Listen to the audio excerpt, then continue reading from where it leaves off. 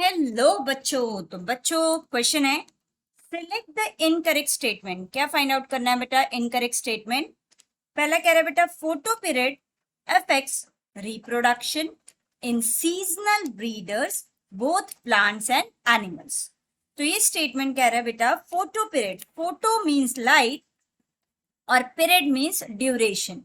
तो ये लाइट की ड्यूरेशन जो है ये किसको अफेक्ट करती है बेटा? रिप्रोडक्शन को। किसमें? जो सीजनल ब्रीडर्स होते हैं बेटा, सीजनल ब्रीडर्स, चाहे वो प्लांट्स हैं चाहे वो एनिमल्स हैं। Long day plants, short day plants, जो जिनमें जो फ्लावरिंग है वो इस फोटो पीरियड से क्या होती है? इफेक्ट होती है। सिमिलरली एनिमल्स में भी फोटो पीरियड जो है वो क्या कर सकता है? वो रिप्रोडक्शन को क्या कर सकता है? चेंज करवा सकता है। मतलब रिप्रोडक्टिव एबिलिटीज जो हैं वो क्या हो जाती है? सीजनल ब्रीडर्स में फोटो पीरियड से मींस लाइट की ड्यूरेशन की वजह से क्या होती है बेटा? इफेक्ट होते हैं। तो यहाँ पे ये स्टेटमेंट क्या है? करेक्ट हो गया। Then properties of cellular organelles are not present in the molecular constituents of the organelle.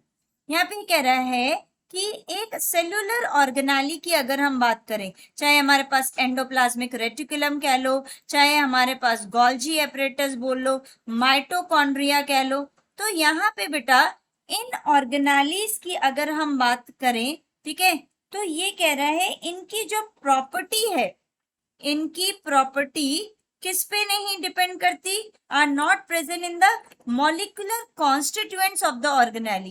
इनके मॉलिक्यूलर कॉन्स्टिट्यूएंट्स पे नहीं डिपेंड करती, ये इन मॉलिक्यूलर कॉन्स्टिट्यूएंट की इंटरैक्शन पे डिपेंड करती है। तो ये स्टेटमेंट क्या है? करेक्ट हो गया बेटा। Then properties of tissues arise as a result of interaction among the constituent cells. Again ये स्टेटमेंट क्या है बेटा? करेक्ट है। यहाँ पे कह रहा है जो टिश्यू है, टिश्यू क्या होता है? ग्रुप ऑफ सेल जो कि कैसे बने हैं? आपस में इंटरैक्ट कर रहे हैं एक कॉमन फंक्शन। क्या कई बार क्या करेंगे बेटा? एक कॉमन फंक्शन या फिर एक डिफरेंट फंक्शन को क्या परफॉर्म करते हैं ये। तो टिश्यूज ग्रुप ऑफ सेल्स होते हैं और ये ग्रुप ऑफ सेल्स जो हैं ये कैसे बने? ये कॉन्स्टिट्यूएंट सेल्स की इंटरैक्शन की वजह से बने। तो ये स्टेटमेंट क्या है बेटा? करेक्ट हो गया। देन नेक्स्ट है, living organisms are self replicating and evolving but not self regulating interactive systems capable of response to external stimuli. तो यहाँ पे बच्चों ये स्टेटमेंट जो है ये क्या है? रॉन्ग। क्यों? देखो यहाँ पे क्या है कि जो लिविंग ऑर्गेनिज्म है वो सेल्फ रेप्लिकेटिंग होता है, डिवाइड कर सकता है, इवॉल्व हो सकता है, लेकिन सेल्फ रेगुलेटिंग नहीं है। तो ये सेल्फ रेगुलेटिंग होता है बेटा, ये ऑर्गेनिज्म जो है ये एक्सटर्नल स्टिमुलाई पे क्या करता है? रिस्पॉन्ड करता है। ठीक है, एक्सटर्नल स्टिमुलाई से ये अपने अंदर चेंजेस ला सकता है। तो यहाँ पे ये स्टेटमेंट क्या हो गया है? रॉन्ग। तो यहाँ पे इनकरेक्ट स्टेटमेंट मिल गया ऑप्शन नंबर 4।